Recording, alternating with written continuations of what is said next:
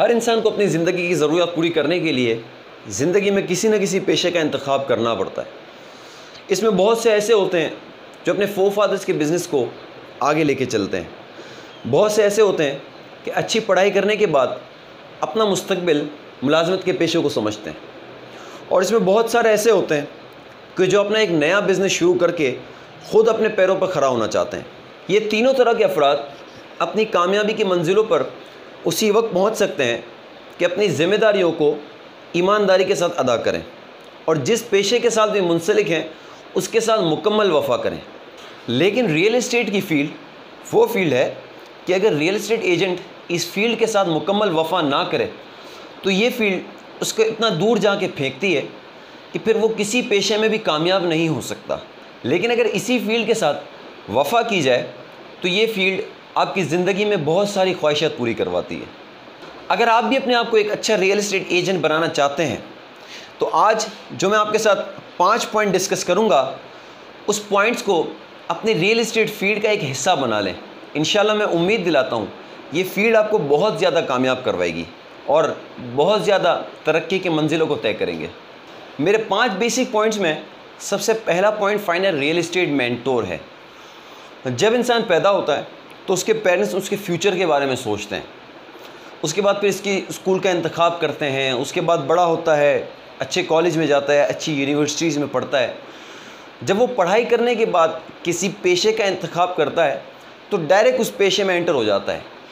लेकिन सबसे पहले उसको पता होना चाहिए कि जिस पेशे में, जिस फील्ड में मैं जा रहा हूँ उस फील्ड का मुझे कितना इल्म है। जो अपने फोरफादर्स के बिज़नेस को संभालते हैं वो अपने फादर से, अपने चाचा से, किसी से भी बिज़नेस को समझ लेते हैं, चीज़ों को समझ लेते हैं। नहीं भी समझते तो कहीं ना कहीं ठोकर खाते रहते हैं। जॉब पे जाते हैं तो डायरेक्ट सैलरी शुरू हो जाती है। लेकिन बिज़नेस में जाते हैं तो उस बिज़नेस के उसूल पता होने चाहिए, उस फील्ड के बारे में सारी डिटेल्स पहले पता होनी चाहिए, सारी बेसिक चीज़ें पता होनी चाहिए। इसलिए आपके पास एक मेंटोर, एक टीचर होना चाहिए जो आपको प्रॉपर गाइड करे, प्रॉपर सिखाए। अगर आप रियल एस्टेट की फील्ड में जा रहे हैं तो पहले कोई रियल एस्टेट को चूज़ करें जो आपका जानने वाला हो या आपका दोस्त हो। अब तो अच्छे अच्छे बड़े बड़े इंस्टीट्यूट्स खुल गए, रियल एस्टेट के बारे में काफ़ी डिटेल से समझाते हैं, डॉक्यूमेंटेशन के बारे में समझाते हैं और काफ़ी बेसिक जो एरियाज़ के बारे में है, मैप के बारे में है, वो चीज़ें समझाते हैं। तो ये बेसिक चीज़ें जब तक आपको पता नहीं होंगी आप रियल एस्टेट की फील्ड में नाकाम हो जाएंगे।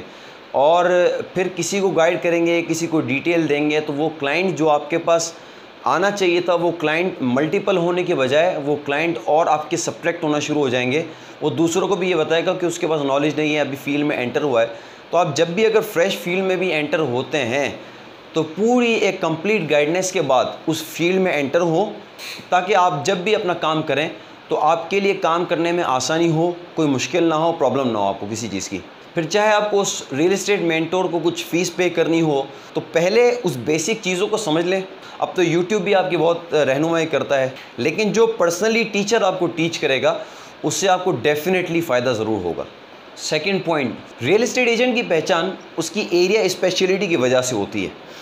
जब रियल एस्टेट एजेंट किसी एरिया में काम करना शुरू करता है तो सबसे पहले उस एरिया की उसके पास ग्रिप होनी चाहिए। ग्रिप का मतलब आप इस तरह समझ लें कि उस एरिया को पूरा जानता हो, उस एरिया के मैप के बारे में पता हो, एक एक गली के बारे में पता हो, उसकी मार्केट वैल्यू के बारे में पता हो, उसकी डॉक्यूमेंटेशन के बारे में पता हो और सारी डिटेल्स जो बेसिक डिटेल्स होनी चाहिए वो उसके पास हो। अमूमन इस तरह के ब्रोकर्स भी आपको मिलेंगे। जब आप उनसे पूछेंगे कि कहाँ की आपकी वर्किंग है रियल एस्टेट की, तो आपसे वो कहते हुए आपको मिलेंगे कि आप बताएं आपको कहाँ की रिक्वायरमेंट है। मैं तो पूरे शहर में काम करता हूँ। पाकिस्तान में भी इस तरह के, कराची में लोग कहते हैं कि कुछ ऐसे ब्रोकर्स हैं कि आप बताएं आपको कहाँ की रिक्वायरमेंट है, मैं तो पूरे कराची में काम करता हूँ। देखें, ये एक जुमला आपका पूरा क्लाइंट खो देता है, बल्कि जो क्लाइंट आपका मल्टीपल होना चाहिए वो मल्टीपल नहीं होता। लेकिन जब आप अपने ग्रिप के साथ अपनी फील्ड में काम करेंगे और उस प्रॉपर्टी इंटरेस्टेड को, जो प्रॉपर्टी में इंटरेस्ट है, जिसका जो घर लेना चाहता है, प्लॉट में इन्वेस्टमेंट करना चाहता है, अपार्टमेंट लेना चाहता है या शॉप वगैरह कुछ भी लेना चाहता है, तो वो आपसे पूरी डिटेल लेगा। और डिटेल में कोई भी चीज़ आपके पास मिसिंग होगी तो फिर वो क्लाइंट आपके पास पलट के नहीं आएगा। वो ये देखेगा कि कौन सा ऐसा बंदा है कि जिसके पास ग्रिप है, कितना पुराना है। देखिए कभी कभार ऐसा भी होता है कि आपके पास एक्सपीरियंस इतना नहीं होता, एक्सपीरियंस 1 साल का होगा, 2 साल का होगा, लेकिन उस एरिया में ग्रिप होगी, कंप्लीट नॉलेज होगी, तो आप 10 साल के एक्सपीरियंस वाले रियल एस्टेट एजेंट से ज़्यादा आगे निकल के काम कर सकते हैं। तो उस एरिया की ग्रिप बनाएं। अगर आप अच्छे क्लाइंट बनाना चाहते हैं तो उस एरिया की ग्रिप आपके लिए बहुत ज़्यादा ज़रूरी है। अगर आपने उस क्लाइंट का दिल जीत लिया, उसको अच्छी सर्विसेज दे दी, तो वो क्लाइंट डेफिनेटली 1 का 10 क्लाइंट आपके लिए ज़रूर बनेगा। थर्ड पॉइंट, जिस तरह किसी भी पॉलिटिशियन का नाम सुनकर या किसी भी ओहदेदार का नाम सुनकर आपको उसकी पोस्ट फ़ौरन याद आ जाती है, इसी तरह आप अपने आप को ऐसा रियल एस्टेट एजेंट बनाएं कि कहीं से भी आप गुज़र रहे हो तो देखने वाला कहे कि he is a real estate agent. जब तक अपने आप को आपने इतना मार्केट नहीं किया होगा, उस वक्त तक आप एक पक्के रियल एस्टेट एजेंट नहीं बन सकते। आपके पास फेसबुक आईडी है, आपके पास पूरा सोशल मीडिया है, फेसबुक पे अपने आप को यूज़ करें, ट्विटर पे अपने आप को यूज़ करें, और जितने भी सोशल मीडिया, व्हाट्सएप है, उस पर अपने आप को यूज़ करें। पूरी तरीके से अपने आप को मार्केट करें। यानी आपका नाम जानने वाले आपका नाम ना जानते हों, लेकिन आपकी फील्ड जानते हों, उसके बाद ही एक अच्छे रियल एस्टेट एजेंट की तरह साबित होंगे। उस नाम बनाने की वजह से आपको बहुत ज़्यादा काम मार्केट से मिल सकता है। अगर हम बात करते हैं सोशल नेटवर्किंग की, तो आपकी सोशल नेटवर्किंग इतनी मजबूत होनी चाहिए कि डेली आपके नए 50 कॉन्टैक्ट्स होने चाहिए। आपकी जेब में हर वक्त आपका विजिटिंग कार्ड मौजूद होना चाहिए। जो आपके नए 50 कॉन्टैक्ट हों, उसको वीकली बेसिस पे आपकी अपनी फील्ड से रिलेटेड एक मैसेज ज़रूर जाना चाहिए। देखें कई बार इस तरह होता है कि कई पब्लिक फ़्लो जहाँ होता है, सपोज़ कीजिए जो हेयर ड्रेसर है, टेलर है, पान की केबिन्स तक हैं, वहाँ तक आपके मजबूत कॉन्टैक्ट्स होने चाहिए। यहाँ चूँकि पब्लिक का फ़्लो होता है, अगर आप डेली बेसिस भी काउंट करें तो डेली अगर 100 अफराद का भी वहाँ पर पब्लिक फ़्लो है, तो एक ना एक कोई ऐसा प्रॉपर्टी होल्डर होगा, ऐसा प्रॉपर्टी इंटरेस्टेड होगा जो उस टेलर के पास, उस पान की केबिन वाले के पास, उस हेयर ड्रेसर के पास ज़रूर आया होगा। अगर आपके पास कॉन्टैक्ट मजबूत होगा तो हो सकता है कि वो टेलर, वो पान की केबिन वाला, वो हेयर ड्रेसर आपके लिए एक ज़बरदस्त क्लाइंट देने में आपके लिए साबित हो। वहाँ पर अपने कार्ड को, आप विजिटिंग कार्ड को छोड़ दें। वहाँ पर समटाइम इस तरह भी होता है, जब पब्लिक फ्लो जहाँ होता है, लोग जहाँ बैठते हैं, वेटिंग एरियाज़ होते हैं, वहाँ पर अमूमन बिज़नेस की डिस्कशन होती है। जब आपकी गैर मौजूदगी में वहाँ बिज़नेस की डिस्कशन होगी और उस बंदे के कान में आपकी बात जाएगी, तो वो शख्स जिसके पास आप ऑलरेडी अपना कार्ड छोड़ के गए, हो सकता है कि शायद वो क्लाइंट आपको पास करे। तो अगर 100 में से अगर 100 का पब्लिक फ़्लो है और एक भी आपके पास क्लाइंट आ जाता है, तो आपकी मार्केटिंग की सबसे बड़ी जीत है। तो सोशल नेटवर्किंग आपकी बहुत ज़्यादा मजबूत होनी चाहिए। इसके बाद बात करते हैं अगर इनविटेशन की, तो कई बार इस तरह होता है कि आपको इनविटेशन आते हैं लेकिन आप उस इवेंट में नहीं जाते। सबसे बड़ा नेगेटिव पॉइंट है, रियल एस्टेट एजेंट अपनी दुकान खोल के नहीं बैठा होता, एक स्टॉल दे के नहीं बैठा होता कि जिसको अपनी घरे रोज़मर्रा की चीज़ों की ज़रूरत होगी तो वो स्टोर पे आएगा। नहीं, आपको अपनी खुद मार्केट बनानी पड़ती है, फेस वैल्यू बनानी पड़ती है। जब आपके पास इनविटेशन आए, आप इस इनविटेशन में जाएं, चाहे 10 आदमियों की गैदरिंग हो, चाहे 1000 आदमियों की गैदरिंग हो। जब आप जाएंगे इनविटेशन में जाके किसी टेबल पे बैठेंगे तो एटलीस्ट 10 आदमी बैठे होंगे, 8 आदमी बैठे होंगे। जाएंगे, किसी से मुलाकात करेंगे, बार बार आपका फेस, चेहरा सामने अगर आएगा इनविटेशन में, तो वो चेहरा याद हो जाएगा। जिसको आपका चेहरा याद हो गया, तो उसको आपने किस तरह याद करवाना है अपनी फील्ड, वो आपके ऊपर डिपेंड करता है। जब आप एक गैदरिंग में बैठेंगे, 8 लोगों की गैदरिंग में बैठेंगे, 10 लोगों की, 100 लोगों की, 1000 लोगों की गैदरिंग में आप जाएंगे, तो वहाँ पर इंट्रोड्यूस अपने आप को आपको करवाना ये बहुत ज़्यादा ज़रूरी है। अपने आप को इंट्रोड्यूस करवाएं, वहाँ पर कोई ना कोई ऐसी बात निकालें अपनी फील्ड से रिलेटेड। तो याद रखिएगा कि आपको बहुत अच्छा क्लाइंट मिल सकता है उस इनविटेशन से। अगर आप 10 लोगों में भी बैठे हुए हैं और कभी भी डिस्कस करते हैं, वहाँ पर डिस्कस करने के बाद अपना इनविटेशन कार्ड छोड़ दें। उन 10 लोगों को अपना इनविटेशन कार्ड बांटें। उस 10 में से कोई एक इन फ्यूचर आपका क्लाइंट ज़रूर बनेगा, ये बात याद रखिएगा। तो इनविटेशन जहाँ भी आपको आता है, इनविटेशन नहीं छोड़ें और अपना पॉजिटिव साइन वहाँ पर छोड़ें और अपने 2 जुमले, अपने इंट्रोडक्शन में अपने 2 जुमले वहाँ पर ज़रूर बोलें। मेरा आखिर का ये point, patience and gratitude, her field, her business में बड़ा काम आता है, लेकिन रियल एस्टेट एजेंट के लिए बहुत ज़्यादा फ़ायदेमंद है। अगर इसको अपने आप पर अप्लाई कर ले रियल एस्टेट एजेंट, तो ज़मीन से आसमान तक पहुंच जाता है। देखिए, किसी भी बड़े रियल एस्टेट एजेंट के पास चले जाएं तो आपको 3 जुमले, 3 उर्दू के अल्फाज आपको वो ज़रूर बोलेगा, सब्र, शुक्र और नज़र। रियल एस्टेट एजेंट समटाइम इस तरह डीमोटिवेट हो जाता है कि फिर वो काम नहीं करता। मैंने पहले भी कहा था कि इस फील्ड के साथ मुकम्मल वफा करनी है। अगर आप इस फील्ड में एंटर हो गए हैं तो पूरा टाइम आपको इसको देना है। ये फील्ड कोई 9 to 5 की फील्ड नहीं है कि आप आए, आपने काम किया, घर में बैठ के ख़त्म हो गया काम। ये फील्ड जितना आप जागते हैं, अगर आप दिन में 18 घंटे जागते हैं तो ये फील्ड 18 घंटे की फील्ड है। हाँ, ये ठीक है कि ऑफिस टाइम आपके पास 8 घंटे होंगे, 9 घंटे होंगे, लेकिन पूरी फील्ड जब तक आप जागते हैं तब तक की फील्ड है। सबसे पहले तो सब्र है। जब आप किसी इस फील्ड में एंटर होते हैं, कोई काम करते हैं, आपको सब्र बहुत ज़रूरी है आपके लिए, क्योंकि बहुत सारे ऐसे क्लाइंट्स मिलते हैं जो आपसे ज़बरदस्त इन्वेंट्री पूछते रहते हैं। आपको इस तरह लगता है कि अब तो इसके साथ डील हो जाएगी। फिर कई बार आपसे विज़िट लेते हैं, आपने 10 विज़िट कराए, 15 विज़िट कराए, 20 विज़िट कराए, वो डील नहीं हो सकती। होता फिर यही है कि फिर वो कहीं और जाके डील कर लेता है, और जब आपको पता चलता है तो आप हाइपर हो जाते हैं।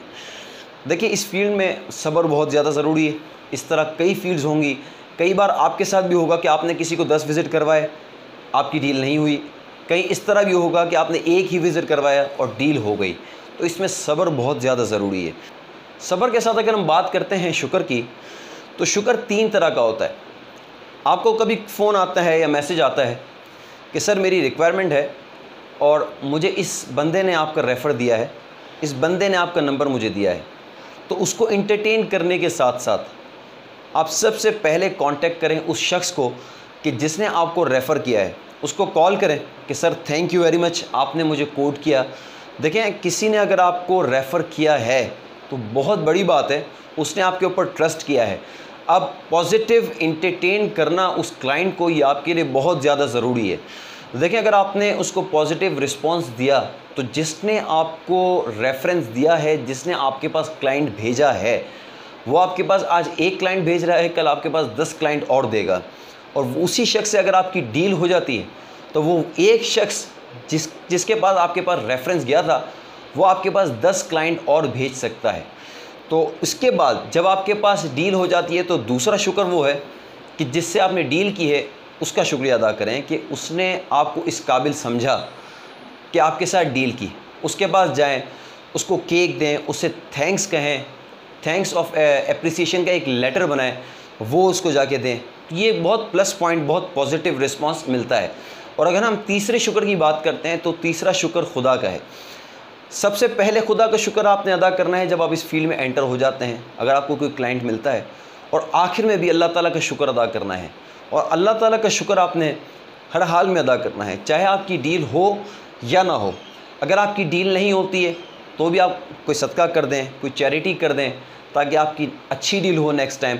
अगर आपकी डील होती है तो बढ़कर चैरिटी करें, अल्लाह की राह में और ज़्यादा दें। जब आप ज़्यादा देंगे तो आपको ज़्यादा मिलेगा।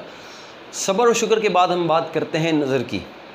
अक्सर आपने लोगों को देखा होगा कि वो कहते हैं कि यार आप इस फील्ड में थे, मुझे बताते, मेरी यहाँ की रिक्वायरमेंट थी, या मुझे ये चीज़ अपनी प्रॉपर्टी ये सेल करनी थी, अगर आप मुझे पहले बताते तो मैं आपके थ्रू सेल करता।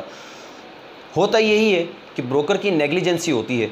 उसको अपने कॉन्टैक्ट के बारे में पता होना चाहिए कि मेरे किस कॉन्टैक्ट की क्या रिक्वायरमेंट है, मेरे किस कॉन्टैक्ट को, मेरे किस जानने वाले को क्या चीज़ सेल करनी है। आप अपने कॉन्टैक्ट में अपनी मजबूती के साथ हर वीकली एक मैसेज ज़रूर करें अपनी आइडेंटिफिकेशन के लिए कि आप एक रियल एस्टेट एजेंट हैं। अच्छा, इसके बाद फिर जब आप रियल एस्टेट की फील्ड में मार्केट में होते हैं तो आपकी नज़र होनी चाहिए कि कौन सी चीज़ अब सेल हो चुकी है। अगर प्लॉट में काम कर रहे हैं तो आपको पता होना चाहिए कि कौन सा प्लॉट अब सेल हो चुका है। तो आपके इतने कॉन्टैक्ट मजबूत होने चाहिए, चाहे ब्रोकर से हों, चाहे प्रॉपर्टी ओनर से हों, चाहे प्रॉपर्टी होल्डर से हों। अगर आप हाउस में काम करते हैं, बेंगलो सेल में करते हैं, शॉप में करते हैं, अपार्टमेंट में करते हैं, उसके बारे में आपको पता होना चाहिए कि आया वो अब चीज़ मार्केट में अवेलेबल है या नहीं है, या होल्ड हो गई है या सेल हो गई है। इस बारे में भी आपको पता होना बहुत ज़्यादा ज़रूरी है। उसके बाद अगर मैं फिर कराची की बात करता हूँ तो पब्लिक नोटिस हमारे लगते हैं। पब्लिक नोटिस में आपको पता चल जाता है कि कौन सा प्रोडक्ट है, अब कौन सी प्रॉपर्टी अवेलेबल है या नहीं है। अगर पब्लिक नोटिस में लग गया तो प्रॉपर्टी सेल हो गई, उसमें पूरी डिटेल्स आती है, कौन से ब्रोकर ने उसके साथ डील की है, वो डिटेल आप देखें। आपके पास पता होना चाहिए कि कौन सी मार्केट में अब वो चीज़ अवेलेबल है। इसके बाद आपको मार्केट की तमाम वैल्यूज़ पर नज़र होनी चाहिए कि अब मार्केट की क्या वैल्यू है, क्योंकि कभी कभार किसी वक्त भी आपको क्लाइंट फ़ोन करके पूछ सकता है कि सर यहाँ की क्या वैल्यू है। और इस तरह होता है कि 5-6 ब्रोकर्स को कांटेक्ट करते हुए ही आपकी तरफ क्लाइंट पहुँचता है।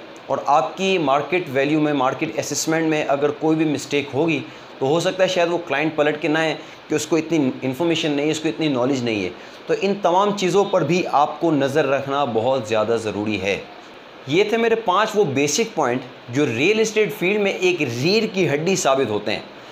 अगर आपने ये 5 पॉइंट्स को अपने ऊपर अप्लाई कर लिया, अगर आप रियल एस्टेट फील्ड में एंटर हो रहे हैं या रियल एस्टेट की फील्ड में एंटर हो गए हैं लेकिन आपके पास पॉजिटिव रिस्पॉन्स नहीं है, तो पॉजिटिव रिस्पॉन्स के लिए इस 5 बेसिक पॉइंट को अपने ऊपर एक चादर की तरह ओढ़ लें। मैं आपको यकीन दिलाता हूँ आप अपनी रियल एस्टेट की फील्ड में बहुत ज़्यादा कामयाब होंगे। अपना बहुत ख्याल रखिएगा। मिलते हैं इंशाल्लाह नेक्स्ट वीडियो में। अल्लाह हाफ़िज़।